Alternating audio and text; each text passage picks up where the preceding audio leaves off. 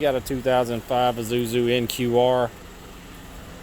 There's your rod bearings off number 4. It was knocking pretty good, strut down on them. This thing holds 3 gallons of oil, give or take a little.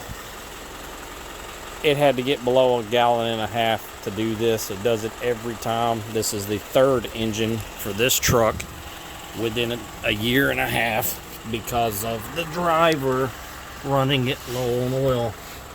There's your rod journal. There's your rod. Both of them got to be taken out and replaced. Most likely gonna do an engine. I ain't rebuilding the damn thing no more.